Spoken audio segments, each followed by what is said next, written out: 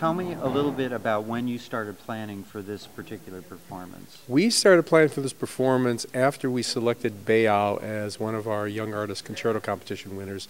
That was in May, and we laid out the season this summer and decided it would be wonderful to have that Rachmaninoff Third Piano Concerto in conjunction with the Torrance Centennial Celebration Concert. And it turns out it really made sense because Rachmaninoff toured the U.S. introducing his Rock 3 concerto just a couple years before Torrance was formed. And that happened to be in 1909, and so it just fit in very nicely with the idea of having a centennial celebration. So we thought it would really fit. Oh, I'm sorry. That's okay. That's okay. How did the other pieces on the bill get added in? Okay. We had that as the showcase piece, and we knew we were going to end the concert with that. So I turned to Frank. Frank Fetta always does the selections, and I said, what do you suggest? Because you look at the orchestrations, you want to match orchestrations and have enough time. And he had several in mind, but the Dvorak New World Symphony just seemed like perfect because it's about the U.S. It kind of fits in with the whole idea of the early 1900s. It happened to be 1893, I think, when it was actually introduced. But it was introduced with the U.S. in mind because Dvorak was so enthralled with the U.S. culture. And so we felt it just was a natural. And then Frank wanted to pep up the concert with the Russian Dance by Tchaikovsky from The Nutcracker. So just a 2-minute opener just to get everybody going. And it just really worked well tonight. And just give me your brief review of the concert. What was the highlights, and what were the things that stood out in your mind? Okay, the things that stood out. First of all, the soloist, Beiyao, was just terrific. I mean, he's one of the finest piano soloists we've had, and he's one of the best I've ever heard. Probably the best I've heard, with maybe one exception, someone who was comparable with him. But he just did so beautifully. That's such a difficult piece. And the orchestra and Beiyao came together so well for tonight's performance. It was just great. So that was one highlight. The Dvorak was magnificent. We did that Dvorak with the Torrance Symphony, doing it 10 years ago. And this was, I think, superior to what we did 10 years ago. That was great. Just one of the things that really got me was the English horn player in the second movement.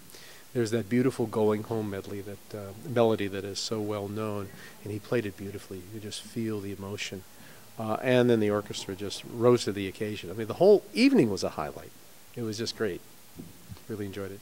And if we have some viewers that are watching this and they're maybe just getting interested in orchestral music, what would you suggest for them to maybe a piece or two to listen to, in addition to the ones we're hearing tonight? Well, there's so many wonderful composers. I happen to be very, very happy with the composers of the 19th century.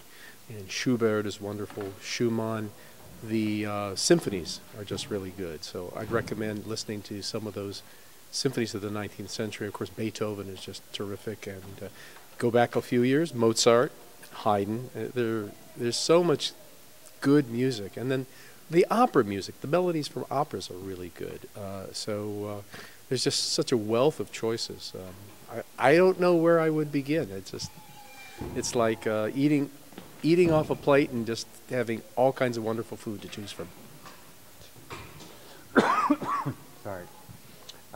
Tell me a little bit about your schedule for the balance of the year. Okay, in March on March 10th, we're doing a concert with youth, and we're going to call it the Family Concert. And then we're having a fundraiser in May. We're having the Palos Verdes Symphonic Band in May. Actually, in February, we're doing another fundraiser where we're featuring a Dixieland band to play Dixieland music of the 20s. It's really good stuff, Louis Armstrong type music. And we're closing the season with a very special concert which will be co-sponsored by the Taiwanese United Fund, and we're calling it Taiwan Nights.